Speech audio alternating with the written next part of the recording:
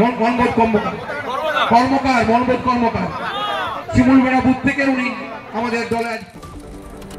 ছাতনা block Trinamool কংগ্রেসের উদ্যোগে বিজয় সম্মেলনী ও পুরাতন কর্মীদের সংবর্ধনা সভা অনুষ্ঠিত হল বাঁকুড়ার অন্যতম পর্যটন কেন্দ্র শুশুনিয়া পাহাড়। আর সেই শুশুনিয়া পাহাড়ের পাদদেশে আয়োজিত হল ছাতনা ব্লক তৃণমূল কংগ্রেসের বিজয় সম্মেলনী ও পুরাতন কর্মীদের নিয়ে বিশেষ সংবর্ধনা সভা।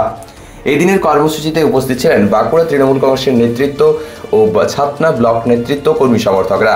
পাশাপাশি এদিন প্রবীণ তৃণমূল কংগ্রেসের নেতৃত্ব ও কর্মী সমর্থকদের লক্ষ্য করা গেল এই বিজয় সম্মেলনীতে।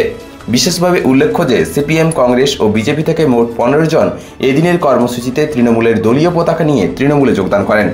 2026-এর নির্বাচনে কিভাবে সকলকে একত্রিত হয়ে বিজেপির বিরুদ্ধে লড়াই করতে হবে এবং ছাতনা বিধানসভায় তৃণমূল কিভাবে জয়লাভ করবে সে বিষয়ে দলীয় কর্মী সমর্থক ও নেতৃত্বদের বার্তা দেন বাঁকুড়া সাংগঠনিক জেলা তৃণমূল কংগ্রেসের সভাপতি তারাশঙ্কর রায়। এদিনের কর্মসূচিতে উপস্থিত ছিলেন শালতোড়া, ইনপুর সহ পাশাপাশি অন্যান্য ব্লকের তৃণমূলের ব্লক সভাপতিরা।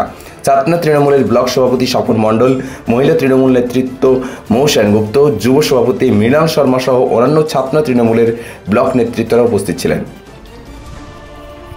কংগ্রেসটার নাম তার আগে আমরা বলি কার সরকার?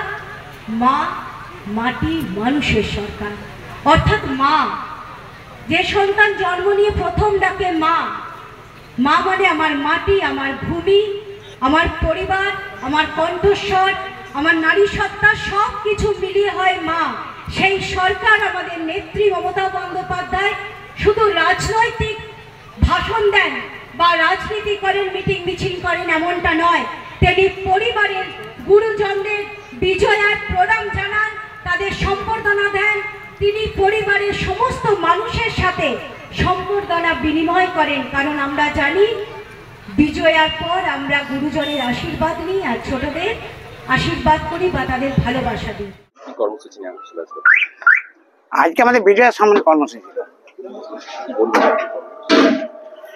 বিজয় কর্মসূচি করতে বলেছেন আমাদের মাননীয় অধিনায়ক, আমাদের উনি প্রত্যেকটা পশ্চিমবঙ্গে প্রত্যেকটি ব্লকে ব্লকে বলেছেন অভিষেক বাবু। উনি প্রত্যেক জায়গাতেও যেখানে যাচ্ছেন এবং প্রত্যেকটা জায়গাতে রাজ্য নেতৃত্বে পাঠাচ্ছেন। আজ আমাদের রাজ্য নেতা আবার পাঠাবার কথা ছিল, কিন্তু কোনো কারণে হয়তো আসেননি। আজকে যে সম্মেলন হচ্ছে, এই সম্মেলন প্রত্যেকটা আমাদের পুরনো কর্মী যারা হয়তো ক্ষোভে বসে আছে কিংবা তারা কোনো কাজ করতে পারছেন তাদেরকে উৎসাহিত করার জন্য তাদেরকে আমাদের এখানে সম্মেলন মঞ্চে আসার জন্য অনুরোধ করেছে। আমরা তাদেরকে এনেছিলাম, তাদেরকে সম্বর্ধিত করেছি। তারা যাতে আগামী দিনে এই 2026-এর নির্বাচনে পুরোনো দিনের যে অভিজ্ঞতা, সেই অভিজ্ঞতা আমাদের যেন দেয়, সেই অভিজ্ঞতা কাজে লাগিয়ে যেন আমরা 2026-এ আমরা মাননীয় মুখ্যমন্ত্রী